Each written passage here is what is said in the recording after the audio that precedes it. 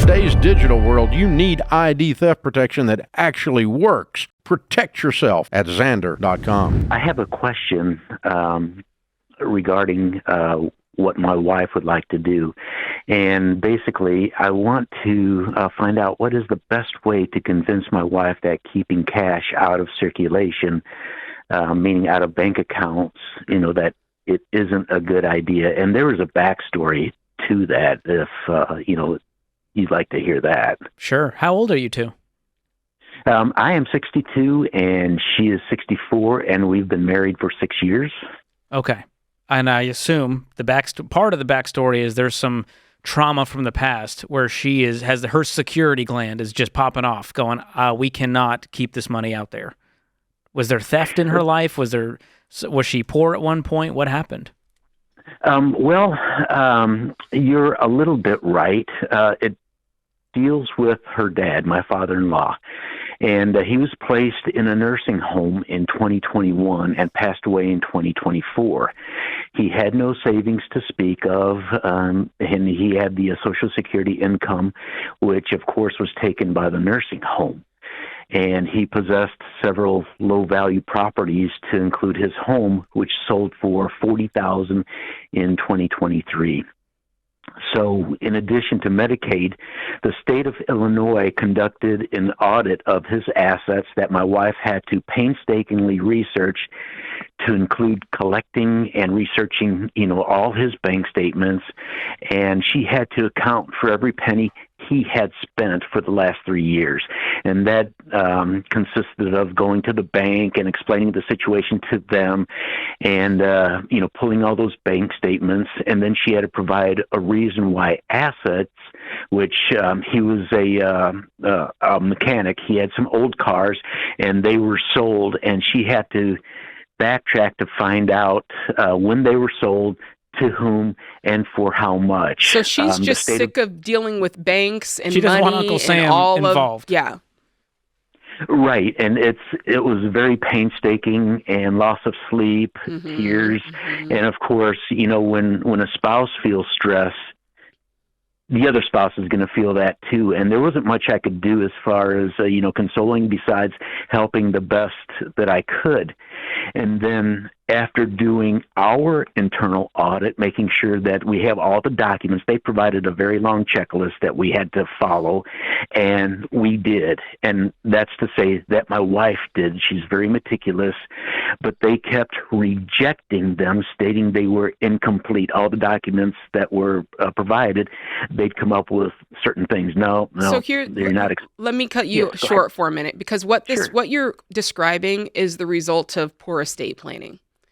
There's no doubt. And inept government bureaucracy on top of that. Exactly. So you get both and there. And what you're attempting to do is avoid that completely, because what you can do is manage your money properly so that whoever precedes you and outlives you doesn't have to go through the bureaucracy that she had to go through, right? So if we can help her to understand that, I think we can win this battle. How much money is she wanting to keep on hand in cash at the house? Right now, we got 25 and probably around 75. 25 and 75, or 75 total? 75 total. $75,000 just sitting in a safe? Right. And she says that would make her comfortable. And of course, being her husband, I want to make her comfortable. And you guys are not broke. If you have 75 grand sitting around. Well, is that the only money to your name? No. Okay. There's retirement accounts. You have a house, all of that? Absolutely. Okay. And what's your net worth? Debt we have, the only debt we have is the house, which is it'll be less than 102 after our payments that we make this month. What's it worth? The house is worth $304 according to Zillow. And what do you have in retirement accounts that are invested? We have a total of $652,349. Okay, great. And so she's just saying, hey, this $75,000, that's your emergency fund, more than 3 to 6 months of expenses is probably. She's like, I don't want to keep that in HYSA. I just feel better having some cash money in a safe in the house. Is that basically what you're saying?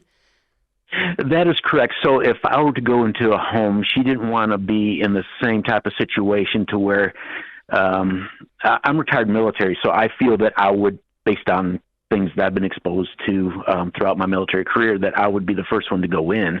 And I just want her to not have to worry about the same things that she had to go through with her dad and his estate.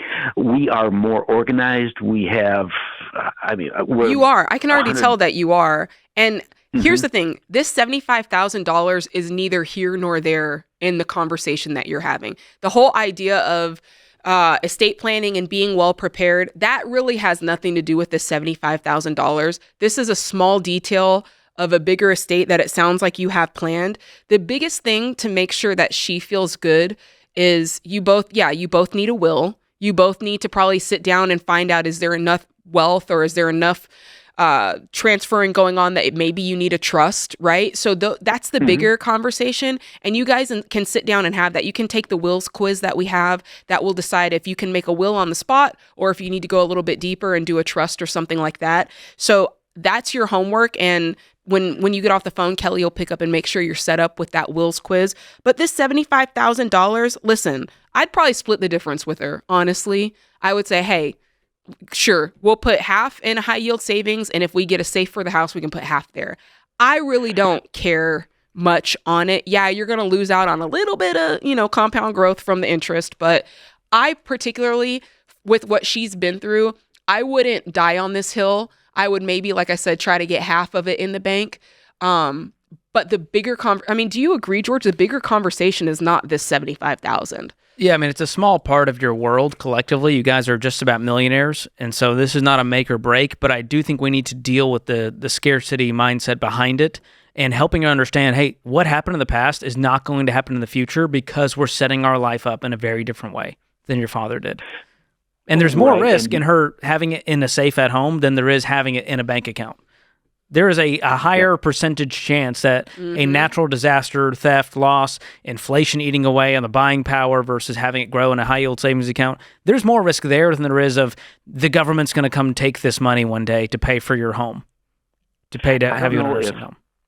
I don't know if other states have this, but in Illinois, there's a spousal impoverishment law. So hypothetically, if we had separate savings accounts and I went into a nursing home and then where we couldn't, or my wife couldn't pay any more for the nursing home, they would start going after my assets. And I would feel that will protect.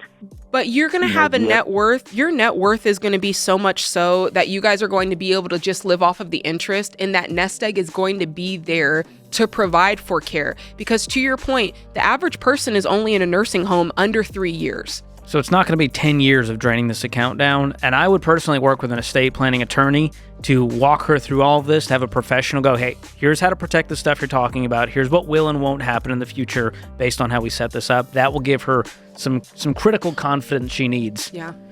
I'm so sorry you're going through this, man. That's tough. The best ID theft protection comes from Xander. Real monitoring, full restoration, no fluff. Learn more at Xander.com.